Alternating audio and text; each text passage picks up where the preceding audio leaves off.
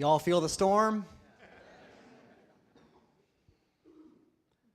For months now, I keep writing emails to people ending, "Love to you in these times."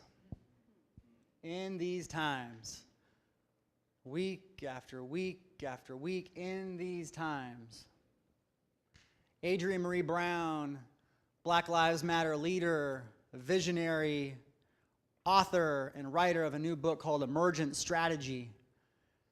She says, it's not that things weren't bad before. It's that the veils keep coming down on the horrific nightmare of the white supremacist society that we live in. The veils keep coming down, and it is painful as the veils come down. But that nightmare has long been here. Y'all with me? Y'all feeling the pain and the grief and the trauma in these times?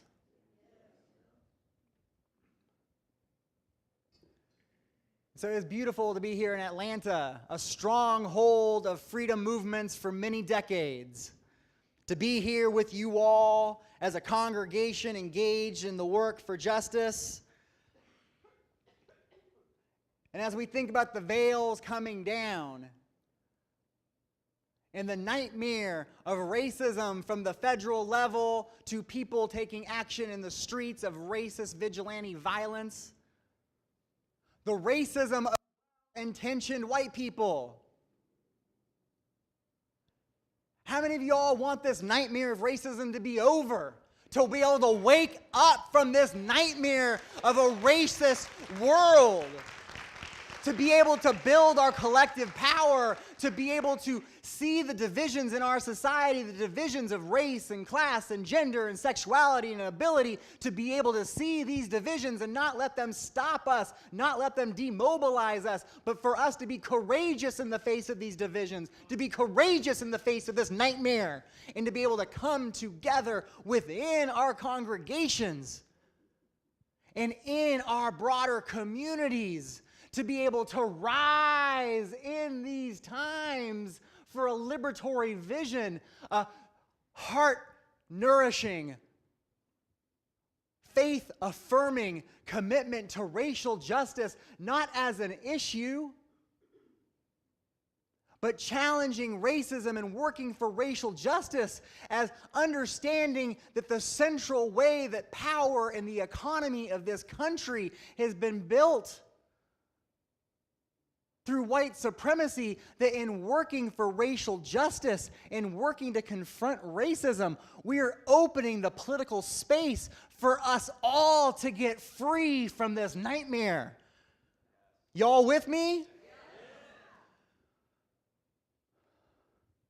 As a young person, I grew up in a family, white working class extended family. And y'all ever hear this thing? You know, white people really don't like to talk about race. Don't talk about race with the white people. Y'all hear this? White people get real uncomfortable when you start talking about race. Well, there's a lot of white people that love to talk about race. There's a lot of white people that are looking for opportunities to talk about race. And I grew up in a family with white racists who had no problem talking about race. And far too often, the voices in white communities talking about race are the racists. Y'all with me? Y'all horrified by that reality? And so as a 6-year-old kid, sitting at the dinner table, hearing my uncles and my grandfather go on and on and on about how black folks were the cause of every problem in this society. Going on and on and on about undocumented people, about Muslims, and every now and then the Jews would get brought in there too. Were the cause of all of our problems. But my mom would say, no, that's not right. No, you're wrong. And they would laugh at her and they would mock her because misogyny was at work too. But as an 8-year-old kid, a 10-year-old kid sitting at the feet of white racists who spoke race often, who spoke race frequently from a racist worldview.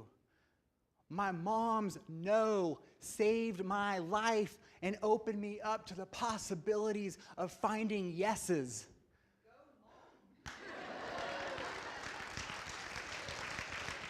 All praise to my mom.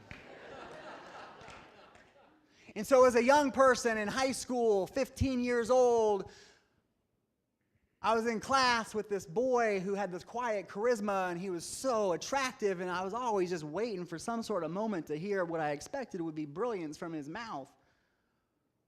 And one day someone came into class, another student, and it was drama class, because there's always something going on in drama class. They came in, they said, oh, I saw the stupidest thing. I saw a peace sign on one shoe and this like anarchy sign or something on the other shoe, and how stupid is that? And this beautiful boy raises his hand and he says, well, if we ever want to have peace in this society, we have to get rid of ruling classes that profit from war. I was like, what? And he said, and furthermore, as long as there's working class and poor kids, like a lot of us in this room, who can be sent off to fight against working class and poor people in other parts of the world to take their resources, take their land, and make them subservient to making the rich here even richer, there's always going to be war. So if we actually want to truly have peace and not just say, peace now, with an empty promise of doing anything to create peace, we have to reorganize the economy so it actually serves the needs of all people, and we have to reorganize political power so that we have control over and we are able to govern ourselves and not just have the rich control the political and economic system of this country. So if we want to have peace, we need to have a transformation of power in the economy that ensures a transformation from a militarist economy and society into one that actually has peace. I said, sign me up for your best friend for life. And he still is. But there was another kid at my school who had a shaved head and racist symbols on his boots. And I tried to make no eye contact and avoid being in the same halls with that kid. But my friend, the working class socialist, sat down next to that skinhead and said, so what is this all about? What are these symbols all about? And my friend, the working class socialist, had also been in a gang before, and so he knew how to fight, and so he wasn't afraid, but he also wanted to transform. So he's like, what is this all about? And at day one, the shaved head, racist symbol boots guy said, oh, I'm not racist. Because that's all it needs to be said. Jeff Sessions can say, white people are the most discriminated group in this society, and we're going to start going after black people and people of color through all kinds of legislative means and judicial means, but I'm not racist. Donald Trump can enact policy after policy after policy that is having negative impacts on communities, but I'm not racist. I got a Jew in my family. I know a black person in my family. That's all it takes. You just got to know a black person and then say, I'm not racist, and there's nothing you can do to... So this gets, I'm not racist. I just have pride for my culture. Day two, the socialist working class kid said, okay, what is this really about? Well, I just think white people and black people and Asians and Mexicans, they should all just have their own society. Day three, working class socialist. Okay, so I've been hearing you for a couple days now. What is really going on? Finally, the shaved head, racist symbols, boots, starts unleashing a racist tirade against all kinds of groups of people. A racist tirade that each of us here in this room could easily repeat. Am I right? That's how normal it is. That's how common sense it is. A racist tirade that each of us here could repeat. And the working class socialist says, you know what? I want to argue with you. Not just because I think your ideas are totally wrong, but I want to argue with you because your ideas are also a poison to you and your heart and your mind. He said, you and I are working class kids. You and I have seen our moms, our parents, our aunts and uncles working 2 jobs and not being able to make ends meet. We have seen the humiliations of our moms using food stamps at the grocery store and having judgmental eyes on them. We have experienced the humiliations of our families trying to get by and live the American dream and struggling so hard. And then we're given the consolation prize of racism. It's not the CEOs, it's not the political elite, it's not the rich. It's those Mexicans that are taking everything from you. It's those blacks that are taking all these things from you. And you can walk around and say, well, at least I'm not the N-word. And you can say to grown black men, call them boy. And you can walk around and assert yourself. And you can talk about this being my society. And this is my country. And I'm culturally and politically superior to y'all. And that's the consolation prize. W.E.B. Du Bois, one of the foremost intellectuals of U.S. society after the Civil War, after Reconstruction, he talked about how working class and poor white folks, and he would say now middle class white people too, are given the psychological wages of whiteness, of given the sense of superiority in exchange for having a truly dynamic democratic society, of having an economy that actually serves the needs and the wants and the desires of the majority of all of our children and babies to get the resources and the dignity and the affirmation that they deserve. In exchange for all of that, the straitjacketing of the democratic imagination so that white folks start to think that if people of color want their rights, it comes at the expense of white folks. That if folks of color assert their humanity, that comes at the expense of our white folks' humanity. Y'all with me? So that kid with the shaved head and the racist symbols on his boots kept his hair short, but he started coming out to community events with our crew, going out to anti-police brutality demonstrations, reading different things. That kid with the shaved head and the racist, people need to live in different societies because all those people of color are trying to take everything and ruin everything for the white people. He sends me pictures now of his beautiful multiracial kids. He says, I'm teaching them about their Hawaiian ancestry of fighting for sovereignty, for land, for their culture as Hawaiians, as Native Hawaiians. I'm teaching them about their Japanese ancestry, of how Japanese workers formed unions in California that expanded economic justice for all. I'm teaching them about white folks who were a part of the abolitionist and civil rights movement. I want them to know that people who are of them, ancestors who are of them, have been on the right side of history for democracy and justice for all. That kid with the shaved head and the racist symbols on his boots sends me pictures of his family going to the Trayvon Martin vigil, going to have his kids hear Angela Davis speak. My mom's no to racism opened up my heart and my soul to hear the yes when my friend Terrence, the only black person who I knew on a friendship level, because cultural and geographic segregation has been intended for hundreds of years to keep people divided, to have white people only interact with people of color on the basis of people of color serving the needs of white people, or being seen as the enemy of white people. So my friend Terrence, after the Rodney King verdict in the early 90s, he talked with me about racism, and he said, one of the ways that white supremacy hurts you as a white person. I was like, well, what? I was like, you're black, isn't that your problem? He said, one of the ways that white supremacy hurts white people is it raises white people to believe that they are culturally and intellectually superior and are the ones to help, are the ones to teach others, while simultaneously raising white people to be illiterate about the true history of this country, about how political and economic power has developed over time in this country, and how power actually operates today. And even more so, I would look at these leaders of color at my friend Terrence's house, and I'd be like, who are these people? I knew Dr. King, the most limited idea of Dr. King. He had this speech about a dream, but I was like, but I know Dr. King. But I was like, who are all these people? And he'd talk to me about Ida B. Wells, Septima Clark, Ella Baker, Langston Hughes. But week after week, I'd keep asking him, who are these people again? Because I had no reference points to be able to remember anything he was telling me. And eventually he said, you know what? I'm not telling you about all these black leaders and leaders of color so that you don't have to feel so guilty about not knowing nothing about people of color. I'm not trying to give you a bonus card at Black History Month to be like, oh, I know something. I'm not trying to help you feel like you're a good white person now. He said, I'm telling you about Ida B. Wells and Septima Clark because they aren't just my leaders, they're your leaders too.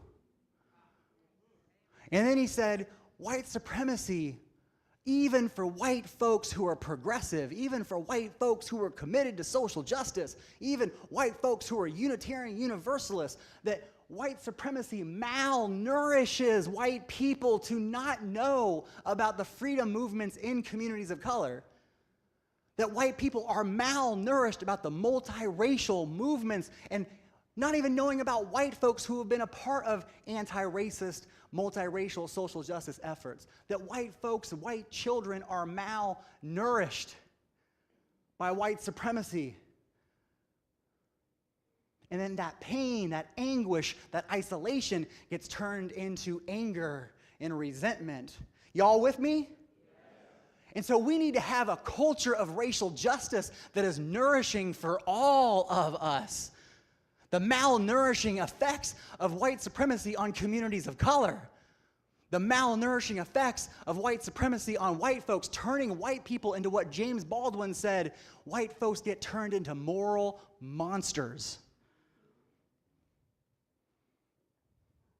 Whether they got the Klan hat or a UU pin, white folks get turned into moral monsters, well-intentioned moral monsters. And so we need to be courageous. We don't want to be well-intentioned. The first time a woman took my hand in her hand and explained to me that I was sexist, I was like so full of detail after detail about my well-intentionedness. And she said, I am not here to question whether or not you are well-intentioned. I am here to help you see that you are a part of a sexist society and you are reproducing it in your daily interactions. I am here because I actually believe that you are committed to feminism. I believe that you as a white person are committed to racial justice, and I am here to offer some thoughts and reflections to help you actually live into your purpose. Well-intention can keep people locked in denial, keep people locked in defensiveness. We don't want well-intentioned people. We want folks who are on fire for justice. You all with me?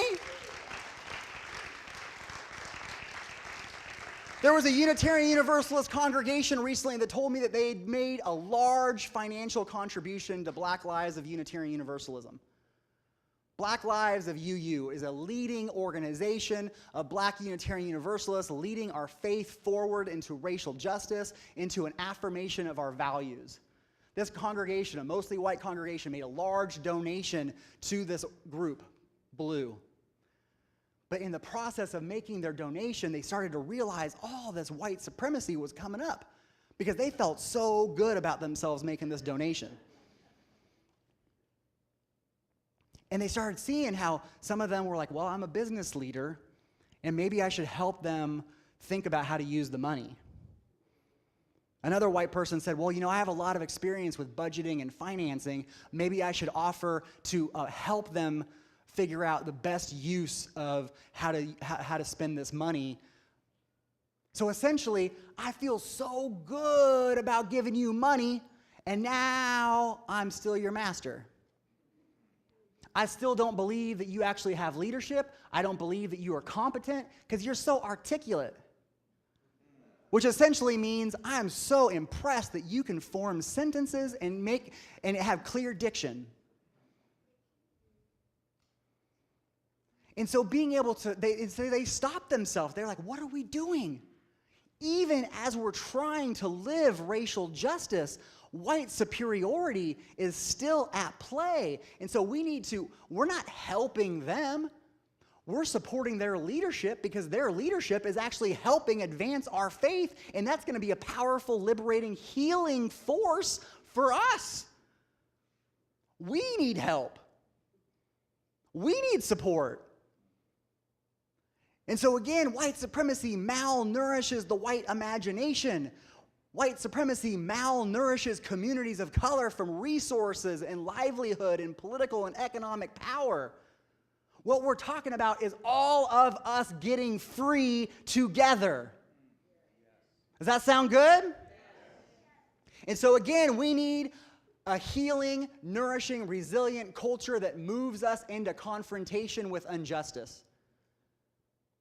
Someone yesterday at the Allies for Racial Equity Conference talked about a really effective organizer who was a white anti-racist UU who would help white UUs participate in multiracial, racial justice community events and activities. And what she would do is help explain the history of people of color-led struggles, in this case, New Orleans. Help white people, white UUs, understand their place within this larger struggle. Recognizing that white supremacy, racism, structural inequality already has a plan for where all of us are placed. Some of us are placed on top of other people. Some of us are positioned with a boot on our neck. And those of us who are positioned on top of other people often look around and say, well, I'm here and I believe in everyone's human. And don't even recognize that there are people underneath them. And so we need to be able to find a way of helping all of us find new ways of being, new ways of living, new ways of positioning ourselves that is advancing justice. Because I am not interested in anyone explaining to me how they are not racist. The question is, what are you doing to end and dismantle white supremacy? The question is not, are you racist? Are you well-intentioned? The question is, are you actively working to live our faith, live our values, actively living to end this nightmare of inequality and racist violence? Y'all ready to end this nightmare? And there are folks all over who are working to end this nightmare. Kennesaw State University, those cheerleaders who kneeled during the anthem who are now at risk of losing their scholarships. There was a congregant just here earlier who organized 20 people in her high school chorus. She's a high school student, UU member here, a white anti-racist. She organized 20 members of her high school chorus to kneel during the national anthem. Young people are leading us forward. And so we have to open our hearts and our minds to the liberating force. And when we hear, for those of us who get uncomfortable talking about racism, that discomfort can actually be us working to get free. Don't be afraid of the discomfort on the path to freedom. Be afraid of staying complacent in an unjust society that deeply dehumanizes all of us. So the youth are leading us. And we need in this space a culture of resilience for racial justice so that young white kids in this congregation, young kids of color, are not exposed to the only white people speaking about race being the racists. We need courageous people of all backgrounds coming together and white anti-racist courageous voices as part of that, speaking truth into a multiracial democratic vision that affirms our values and helps us all come alive. So I am grateful to be in a room full of people who want to come alive for racial justice. Is that true? Is that who I'm in the room with? Because that's who I thought I was in the room with, people who want to come alive, people who want all of our communities to be free from this racist nightmare. Because white supremacy devours lives in communities of color, and it poisons hearts and minds in white communities. And I've got a 2-year-old and a 6-year-old. Little white children. And even though I'm raising them in multiracial, feminist, queer liberationist community and values, I would be naive to not know that structural oppression is working on their hearts and minds so that my little first grader starts to see his best friend Jafar in 20 years as someone from a community who needs to be criminalized. to vote legislation and candidates into power who demonize Muslim and refugee people. I need you all to help raise my babies. We need to raise all of our children, children of color and white children, out of this death culture. So let us build a life culture of racial justice and liberation, and let us all get free. Thank you so much.